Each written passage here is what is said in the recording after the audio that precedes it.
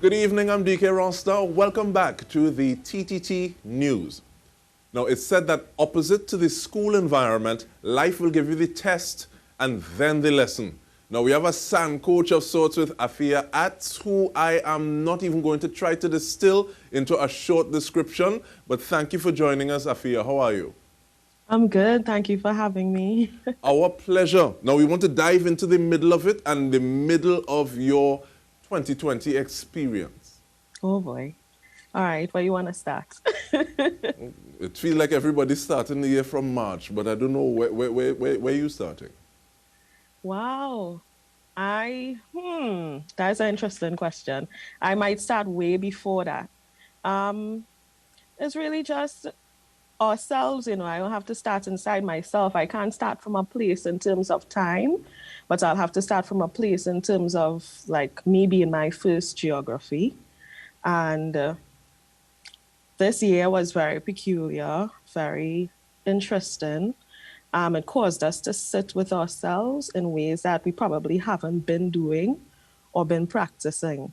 So because I started making that a conscious practice, um, I had to continue and I had to dig deeper. A lot of people, I saw a lot of posts on Facebook, social media, they having a lot of issues with the new frame of things. And my heart mostly went out. So I found myself spending a lot of time on and off social media and a lot of time reaching out and checking in with friends and strangers, people on Trinity Mom groups, cooking groups, planting groups on social media, just looking at how we all were figuring it out and who really feel like they had something to share or they needed something. It was just about presence at a certain point. I like the fact that you speak about presence, and that I want you to elaborate on that a little more in terms of like presence and the significance of imagination, sitting in the center of yourself, locating yourself within yourself, sitting with it and breathing through it. Oh, all right. So breathing is a whole topic by itself. Most of the time we don't. I found myself unable to take a deep breath for a long time. And that it was showing in my body, it was showing in my posture, it was showing in my emotions, how I was either able to or not able to navigate situations, figure things out, interact with the people around me. And yeah, as simple as breathing. So breathing really helps. Um, Locating yourself has a lot to do with awareness and how we perceive things. The things that are going on around us a lot of times, I think, has to do with other people just as much as us.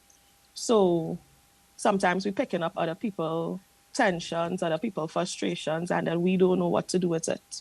We internalize it and we think it's our problems, we think it's our issues.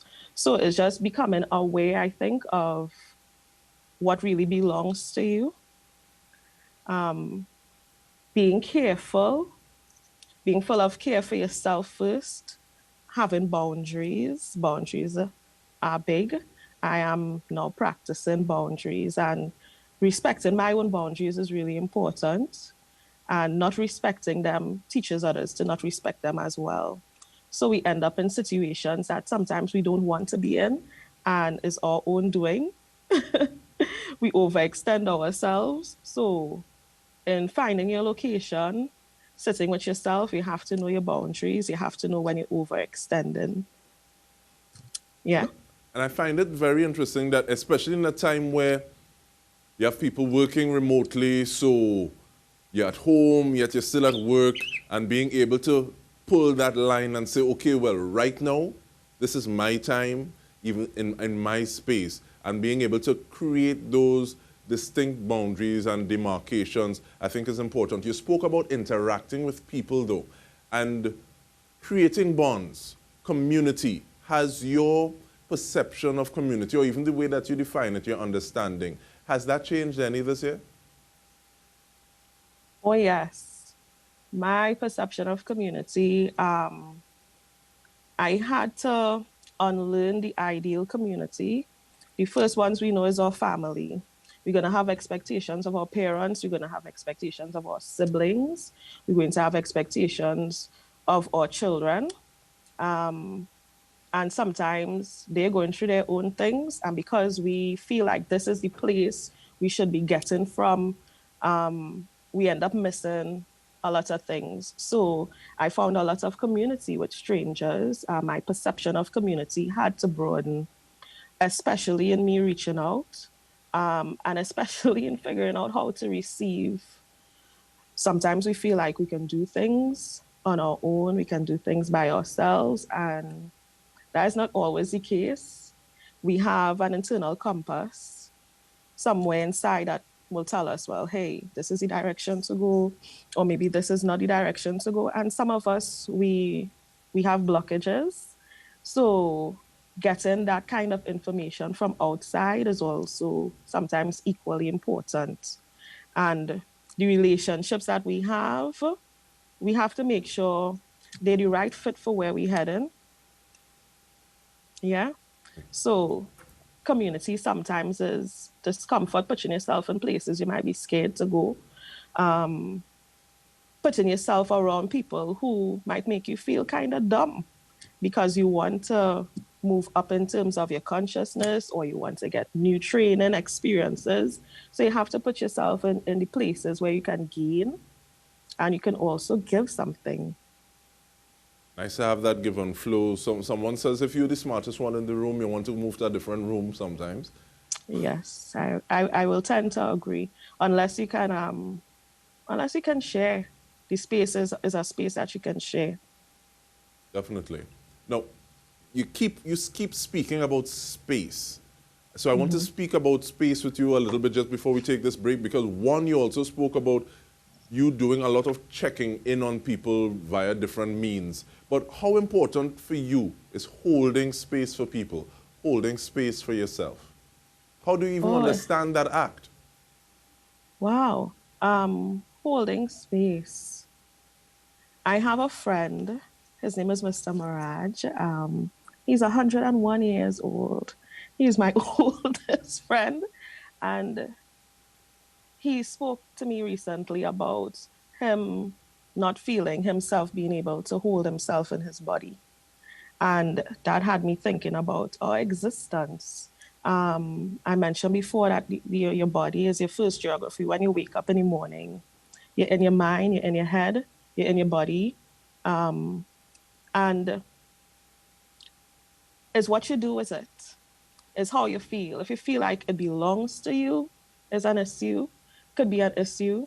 If you feel like you're a part of something, you would have a tendency to want to take care of that thing. So if it's a relationship with 5 or 6 close friends, you'd want to take care of that. And sometimes taking care of that and holding space for your friends or your family or relatives might just mean listening. It might just mean giving your last dollar. It might mean providing a meal for somebody. It might mean telling somebody no. Because you know where their ideal self is, you know where they want to go, or you know what love's supposed to look like and what shape it's supposed to take. So holding space can look like anything, but mostly it's just how you figure out to show that care and give that attention. And we are going to come back to this conversation as soon as we take a short break. We are speaking with Apphia Attzs. Stay with us.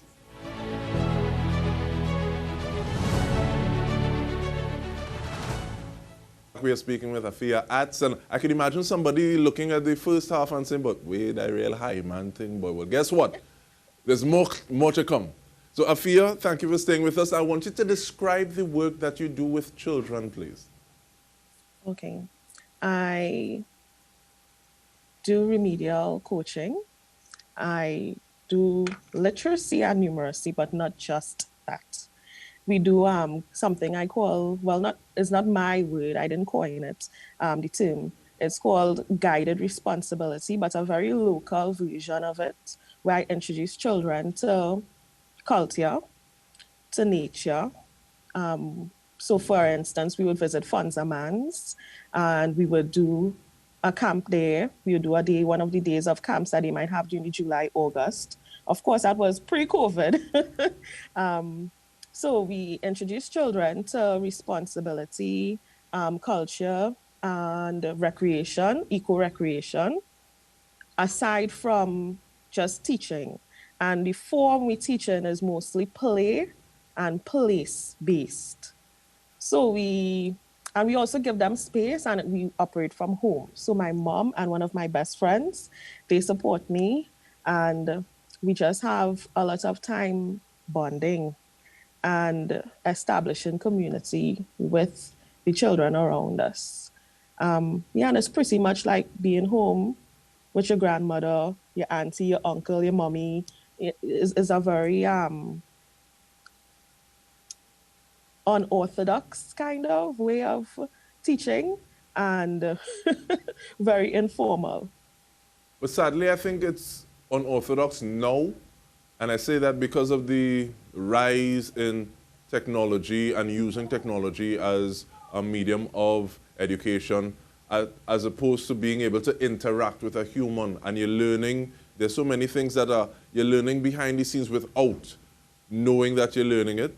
And so like people talk about the hidden curriculum. So I want you to learn this. But underneath that, there's so many things that are being built in and Yes. you're being informed. So while you say it's unorthodox, I say, I wish we had a little more of it. Oh gosh. Now it's very interesting because I have only 4 of my students with me.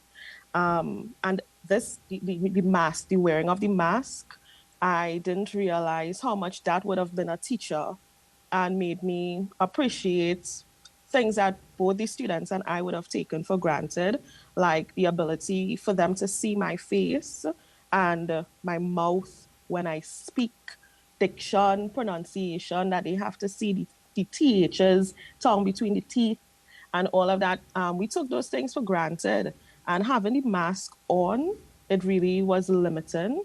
And I didn't realize how much we both depended on touch for learning. So I am the kind of teacher that a child might be upside down in my lap learning to read because that's how they're comfortable or that's what they feel like doing on a particular day.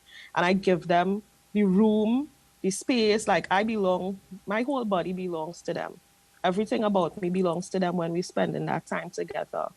And them being able to shake or move or twitch or lie down on the floor if they feel like it, to be comfortable and feel attended to, we had to limit a lot of how we were doing what we had to do.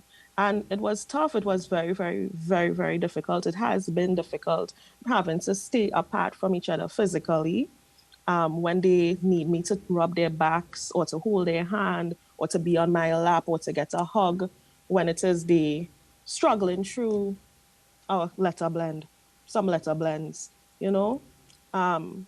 Yeah, that distance has been a bit of a challenge, but we're figuring it out. And figuring it out would actually lead to asking, what are some of the processes that you're doing in terms of coming about dealing with some of those challenges? What does your problem-solving process look like? Oh, well, everybody kind of have to use space. I use it to teach space differently. Lots of the work sometimes with handwriting might come back to fine motor skills. So we use a lot of blocks. We build things with pipes. We use crayons sometimes. So I will let them create their learning space. And the time that they spend fixing up the space, it gives me some distance, but they don't focus on the distance, the feeling of disconnect from me or detachment from me in the room. So we all kind of start doing different things, building things. So I had to do it like that. And simple things as clipboards and individual pieces of paper, and we just spread out on the floor. We go outside in the yard, in the front yard or the side, and we put down beach mats, and everybody have their own beach mat or yoga mat. So I had to figure it out, and it's going really well. And I like the fact that you say it's going really well. some people might say, okay, well, yes, boy, best thing, it's working.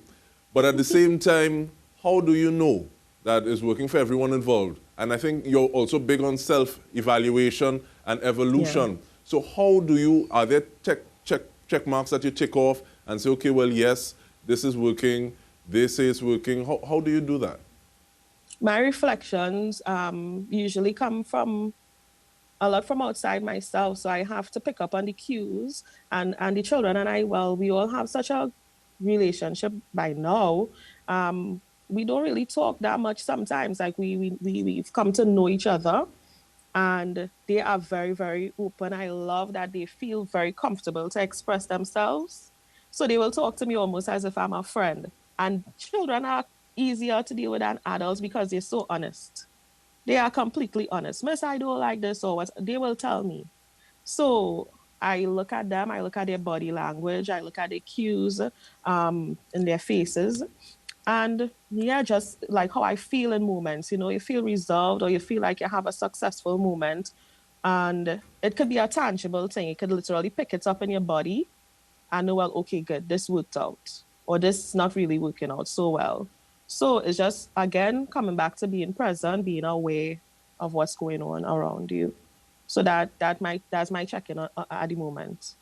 It's interesting sometimes how we can tie moments to feelings, to memories, experiences. I mean, Miriam Makeba, she shows us how you can tie a feeling to a memory in her take on Hugh Masekela's Strawberries, where she says, love, it tastes like strawberries. Now, I want you to take me on a culinary journey, thank you, but you're using pone as a reference point.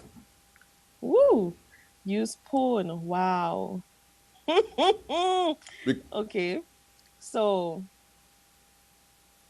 I said this in the poster, DK. I did not like pone at all. The texture of it was something I could not appreciate. The flavor was there. And there was always that sweetness. Who doesn't like something a little sweet?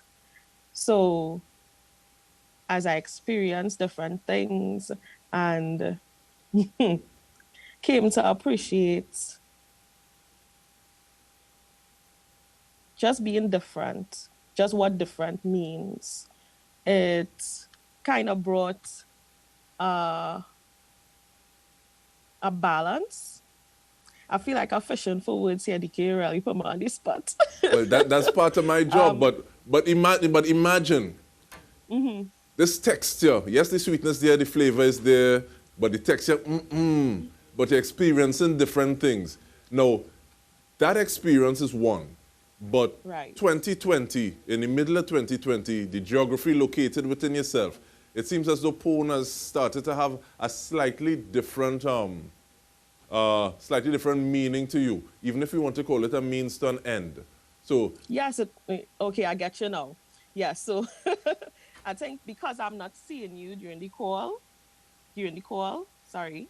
no Yeah, problem. right. So, yes, I didn't like it a lot. I didn't like it much at all. But a friend wanted a pone, and I happened to get some cassava from another friend who was planting cassava. And I decided, okay, let me try this thing because they like it, they want it. And in doing so, just part of my process, I put myself into things. And it was good. It was a success. And from there, I got encouraged to make pone, and people started ordering pone, the same pone I didn't much like. I had to taste it. I had to try to perfect the recipe, which I'm still trying to perfect. And it was able to sustain me. That was my income for a few months.